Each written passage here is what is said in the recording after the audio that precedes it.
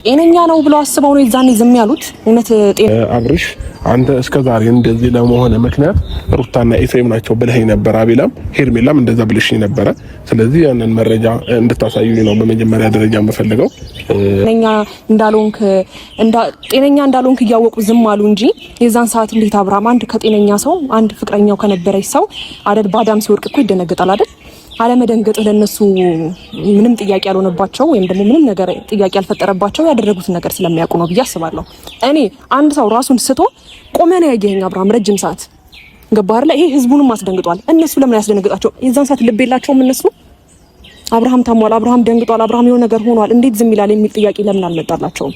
በጣም ብዙ ነገሮችን ቪዲዮን አስተውለህ የምታይ ከሆነ እነሱ ናቸው ነገርን ለመደምደም እያለፉ ነበር። እነሱ ናቸው ደህና ነህ ብለው ነገሮችን ሰዎችን ለማሳመን የሞከሩት። ምክንያቱም ዛሬ ላይ እንደዚህ ደህና ሆነ የምትቆም አልመሰላቸውም ነበር።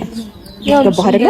እንጂ ዛሬ ላይ እንደዚህ ደህና ሆነ መቆምህን ቢያውቁ ኖሮ ኤፍሬም ቤት መጥቶ አብርሃም መድኃኒት ሰጥተነዋል ምናምን የሚለውን ነገር አያወራም ነበር ብዬ አስባለሁ።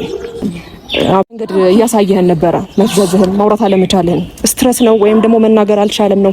ወስኖ አንድ ሰው እውነት እሷ እንደምትናገረው አንተ ወስነህ እኔ ጋር ከእሷ ጋር ያለን ህይወት ጨርሰህ ከአንቺ ጋር ነው መቀጠል የምፈልገው ያለችውን ነገር እውነት የሚያስቀጥል ከሆነ እኔ እንጃ። ብቻ በአጠቃላይ የታመምክበት ቪዲዮዎች ማየት ትችላለህ። ከኛ ጋር አንድ ጊዜ ያለሰለፈ ስለ ክፋትና ስለ መጥፎነት የሚወራ ምናምን ቢሆን ኖሮ ለማንኛውም በታመምክ ሰዓትና በማታስተውስ ሰዓት የነበርከው ከሩታና ከኤፍሬም